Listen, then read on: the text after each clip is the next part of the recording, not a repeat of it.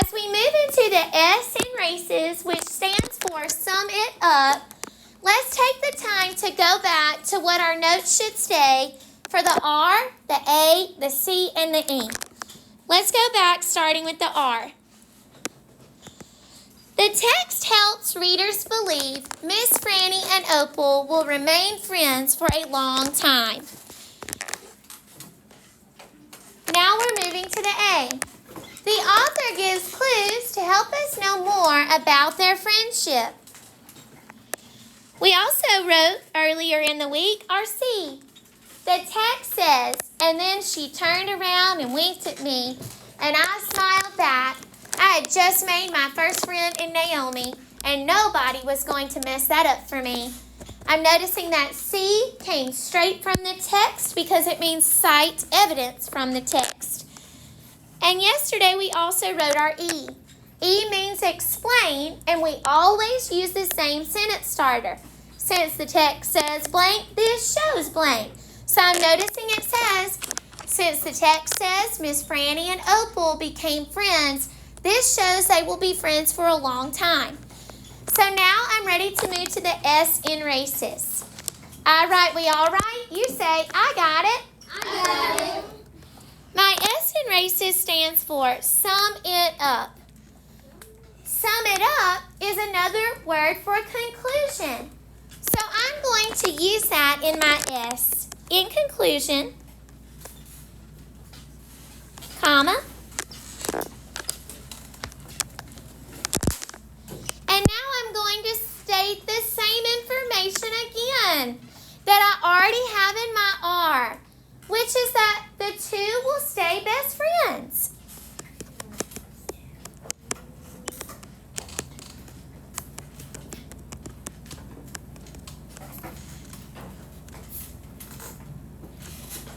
Now I have my S in races, my sum it up. Notice I have a comma after the word conclusion. At this point in our writing, we have organized our thoughts using a 4 square. We started with the R in the middle, and then we have our A, C, E, and S. Now I'm going to take this same information and I'm simply going to write it in a paragraph form. So please watch as I model that. I'm going to take the exact same information and put it in order. Since the R, Chloe, in races comes first, I'm going to write my R sentence first in my paragraph. Since the A comes secondly, that will be my second sentence. Since the C comes third in races, that will be my third sentence. Since the E comes fourth in races, that will be my fourth sentence. And since the S comes last, that will be my final sentence in my paragraph. So I'm going to take these exact same thoughts and I'm going to write it in a paragraph. So on my screen, you can now see my same information written like a growing writer. It now looks like a paragraph. I have indented, that's called spacing, in the first sentence, and it matches my exact ideas. So now I'm going to read all of it together in my well-developed paragraph. The text helps readers believe Miss Franny and Opal will remain friends for a long time. The author gives clues to help us know more about their friendship. The text says, and then she turned around and winked at me. I smiled back. I had just made my first friend in Naomi, and nobody was going to mess that up for me. Since the text says Miss Franny and Opal became friends, this shows they will be forever friends. Now, my paragraph is not perfect. It is my rough draft or my sloppy copy. So I know that it's not perfect, but today I want to take it from my 4 square and make it an actual complete paragraph. So please take just a moment to notice. My R in my 4 square is my first sentence in my paragraph. My A in my foursquare is my second sentence in my paragraph. My C in my foursquare is my third sentence. It matches exactly. My E in my foursquare is my next sentence. And now I'm going to add my conclusion that we wrote together today.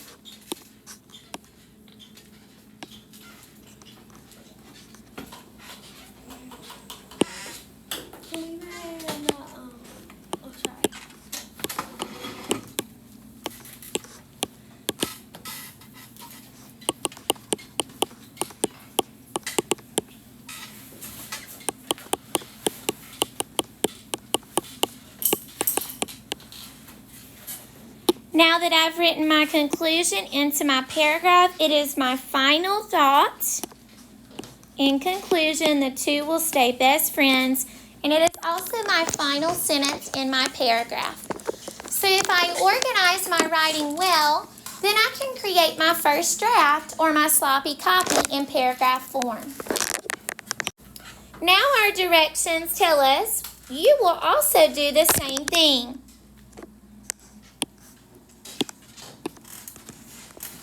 Let's look at our steps. Number 1, use your foursquare to write or create a paragraph in Canvas. So in order to get to this assignment, you will click the white Canvas symbol. That's what we use for Miss Daniel. And once we click that, you will click the square that says writing, because this is writing. You will then type your sloppy copy, which should match your foursquare, into Canvas. Now these other steps on the screen we will start with tomorrow. So tomorrow we will practice revising and editing our writing. But today it's important that we understand how to create a well-developed paragraph, which we call our rough draft or our sloppy copy.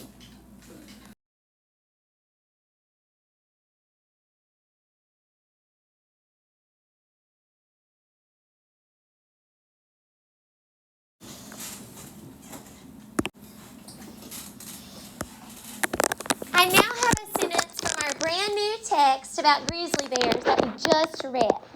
And it is my job as a growing reader to try to figure out what this highlighted word means. The way I will do that is by using context clues. So I'm going to look at the sentence first. And I'm noticing the sentence says, an average male grizzly has a head and body length of 6 to 8 feet. Okay, so I'm thinking about how big that is. Each square in this classroom represents around 1 foot. So look at what that says, guys. The length of 6 to 8 feet. That's the length. It's a very, very long, large head. So when we're thinking about this male grizzly, it's important to notice those clues. Now let's look at the word that we're trying to figure out. We're looking at the word average. An average male grizzly, and then I see some clues. I'm going to highlight those clues. I see has a head and body length of 6 to 8 feet. I'm trying to figure out what this word average means. It's highlighted. So I'm going to start by looking inside the word. I'm looking for any word parts that might help me. Prefixes, root words, or suffixes. Well, I do not see any word parts in this word that help me understand or figure it out. So I'm going to put an X. Now you might be wondering, well, why are we even doing that if there's not one? Because some words will have word parts. And as a reader, we want to always check inside the word first, just in case that word might have a word part that can help us. Now let's move to the next box. I'm thinking about a word that I might know that might mean the same. We call this a synonym. So in order to try this, I'm going to put a blank over the word I'm trying to figure out. And I'm going to see if I can think of other words that might make sense based on these clues I've highlighted. A blank male grizzly has a head and body length of 6 to 8 feet. I think I know another word that might mean something like what I'm trying to figure out. Normal. A normal male grizzly, or you might even think about most male grizzlies. So I think these might be words that mean the same, because the sentence is telling me most male is boy, most boy grizzly bears are about this size in their head and body. So their head and body put together would be 6 to 8 feet. Okay, so let's think about this. 1, 2, 3, 4, 5, 6, 7, 8. Whoa! Most of them are around this tall. Most male. So average must mean normal or most. I did that based on the clues that you see in blue. So another word I know is the word normal. The clues from the text that helped me. And I highlighted them, and now I'm going to write the same ones. Head and body length of 6 to 8 feet. These are the clues that helped me. So now I know the author is meaning most male grizzlies are this size, or normal male grizzlies. Now, of course, they're saying some might be bigger and some might be smaller, but most of them are around this size. So I have used the context clues to figure out what that hard word, average, actually means.